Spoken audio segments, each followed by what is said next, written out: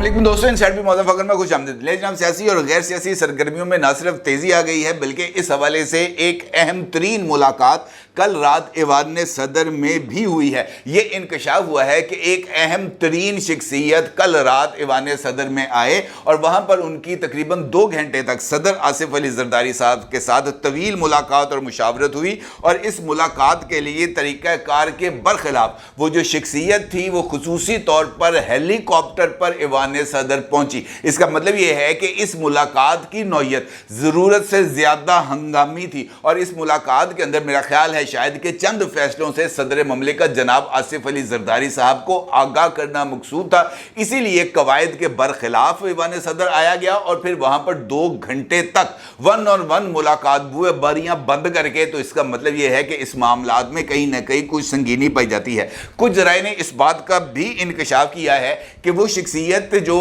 ऐवान सदर आई थी उसकी ऐवान सदर में आने से पहले पिंडी में शायद किसी जगह पर उनकी आपस के अंदर भी कोई मुलाकात हुई है, कोई बातचीत रस्मी या गैर रस्मी तौर पर हुई है। और इस मुलाकात में ये जो गैर रस्मी मुशावरत के अंदर जिन मामलात पर इत्तफाक राय पाया गया था उन मामलात से सदर आसिफ अली जरदारी साहब को आगाह करना बहुत ही ज़्यादा ज़रूरी था और इसीलिए हंगामी नौयत की इस मुलाकात को अरेंज किया गया। ज़राए ने इस बात का भी इंकशाफ किया कि जिस वक़्त ऐवान सदर में वो अहम तरीन शख्सियत जनाब सदर आसिफ अली जरदारी साहब से मुलाकात कर रही थी उसी वक्त वज़ीर आज़म शहबाज शरीफ साहब भी इस्लामाबाद में मौजूद नहीं थे और वो मरी में अपने भाई साहब जनाब नवाज शरीफ साहब के साथ मुलाकात कर रहे थे। इसका मतलब ये है कि ये जो मुलाकातें हो रही हैं इन मुलाकातों का नौयत भी ज़रा सी मुख्तलिफ है और इन मुलाकातों का जो आउटकम है वो भी बहुत ही ज़्यादा मुख्तलिफ है। कैसे, ये एक इंपॉर्टेंट सवाल है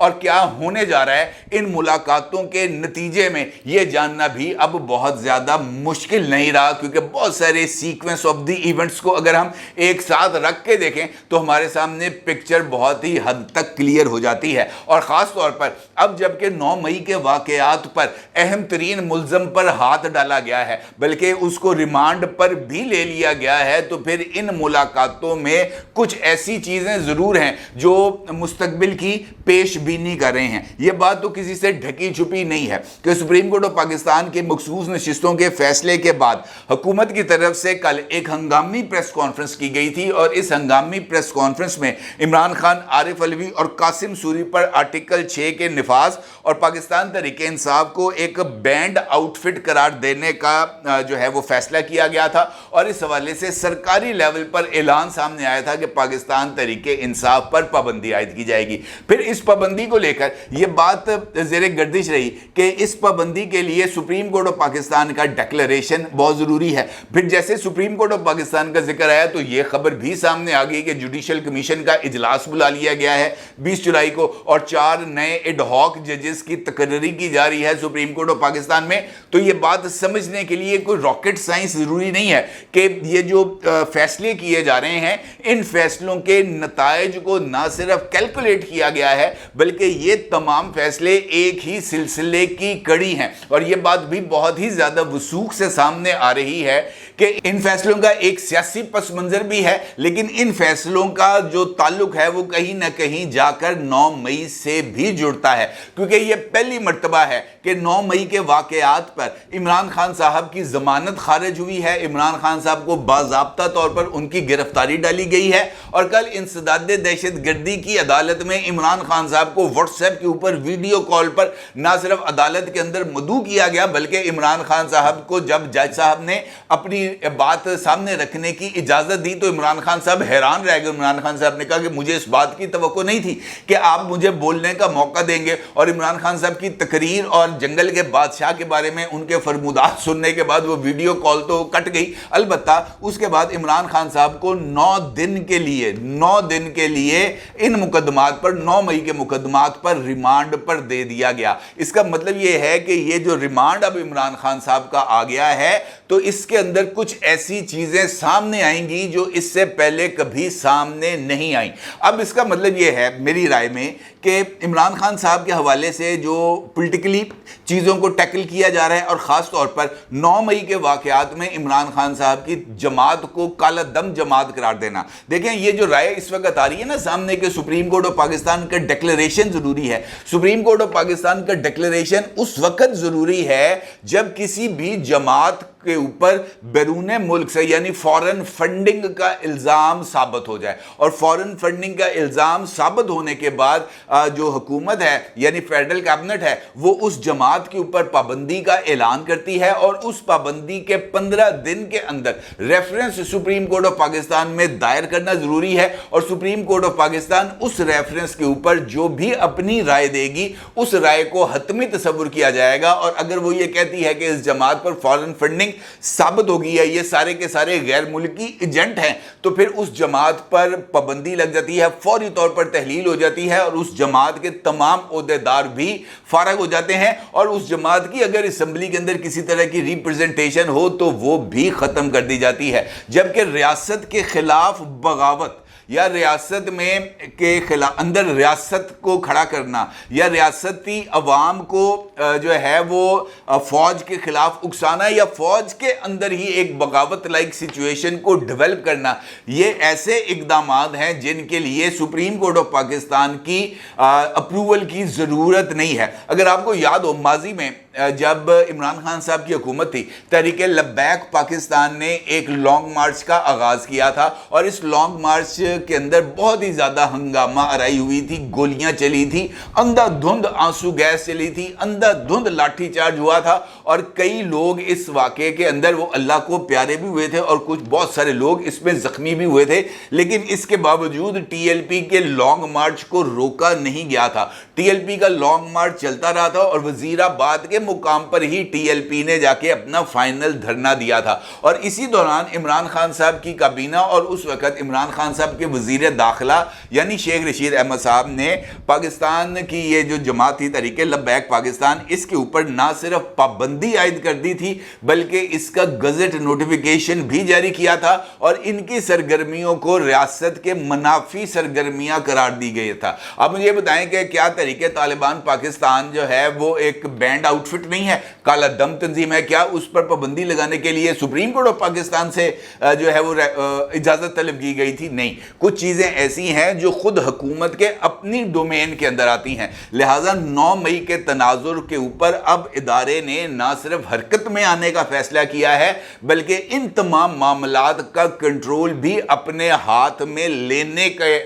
इरादा जाहिर किया है। ये जो इस वक्त सब कुछ हो रहा है, ये जो एकदम से हालात व वाक़यात के अंदर तेज़ी आ रही है, ज़मानतें खारिज हो रही हैं, रिमांड लिए जा रहे हैं, आपका क्या ख्याल है कि ये सब कुछ एम ही हो रहा है? पाकिस्तान तहरीक इंसाफ पर पाबंदी लगाने का जो फैसला है ये उस मौके पर होता है जब मरी के अंदर मुस्लिम लीग नून का जो इजलास था उसको बुलाया गया और फिर उस इजलास को पोस्टपोन कर दिया गया, लेकिन अचानक ही जनाब अता तारड़ साहब मंजर आम पर आते हैं। तो इसका मतलब ये है कि अता तारड़ साहब का मंजर आम पर आकर पाकिस्तान तहरीक इंसाफ पर पाबंदी लगाने का फैसला मुस्लिम लीग नून का फैसला नहीं है, पीपल्स पार्टी का फैसला नहीं है। ये जो पीपल्स पार्टी कह रही है कि जनाब हमें एतमाद में नहीं लिया गया पाकिस्तान तहरीक इंसाफ को पर पाबंदी लगाने के लिए, तो वो जिनको एतमाद में लेना था ना उन्होंने उनको एतमाद में ले लिया। अब आपकी पार्टी के जो को चेयरमैन हैं उन्होंने आपको एतमाद में लेना है या नहीं लेना, ये आप जाने और वो जाने। जिन्होंने एतमाद में लेना था उन्होंने एतमाद में ले भी लिया है और अपने फैसले से आगाह भी कर दिया है। अब इस सिनेरियो के अंदर यह बात तय है कि फेडरल कैबिनेट का जो अगली मीटिंग होने जा रही है वहां पर उसी कायदे के मुताबिक जहां पर दीगर तंजीमों को काला दम तंजीम करार देकर उनके ऊपर पाबंदी आयद की जाती है, बिल्कुल वैसे ही पाकिस्तान तहरीके इंसाफ पर पाबंदी आयद की जाएगी और उसके बाद यकीनी तौर पर यह मामला जो है वो सुप्रीम कोर्ट में जाएगा। अब यह बात तो किसी से ढकी छुपी नहीं है कि ये जो इकदाम लेने دینے کا فیصلہ کیا گیا ہے، یہ جو ہے تحریک انصاف پر پابندی لگانے کا فیصلہ، یا تحریک انصاف کی top tier leadership Imran Khan, Arif Alvi, Qasim Suri کے اوپر بغاوت کا آرٹیکل 6 کا مقدمہ چلانے کا فیصلہ، ان تمام چیزوں نے الٹیمیٹلی جانا تو سپریم کورٹ آف پاکستان ہے. اور سپریم کورٹ آف پاکستان میں آپ کا کیا خیال ہے کہ یہ تمام چیزوں کو کیلکولیٹ نہیں کیا گیا کہ جناب یہ ہوگا تو یہ ہوگا، یہ ہوگا تو یہ ہوگا، ہر ایک چیز کو کیلکولیٹ کر کے یہ جو فائنل کال ہے یہ دی گئی ہے. اور میرا خیال یہ ہے جو اس کے اندر سب سے امپورٹنٹ پہلو ہے کہ اگر 9 مئی کے واقعات کے اوپر عدالتوں نے پاکستان تحریک انصاف کو کسی طرح کا کوئی ریلیف دینے کی کوشش کی، کسی طرح کا کوئی عذر تلاش کرنے کی کوشش کی، کسی طرح کا کوئی قانونی لکونہ ڈھونڈنے کی کوشش کی، آئین اور قانون کے پردے کے اندر چھپ کر ان کو ریلیف دینے کی کوشش کی، عمران داری کے جذبات کو اندر سے دوبارہ زندہ کر کے منظر عام پر لانے کی کوشش کی، تو مجھے آپ کو یہ بتانے میں یا یہ آگاہ کرنے میں میرا خیال ہے کہ شاید کچھ ہچکچاہٹ ہو رہی ہوگی کہ اس کے بعد کے بھی اقدامات کو طے کر لیا گیا ہے کہ جس دن یہ فیصلہ آئے گا اسی دن کیا ہوگا.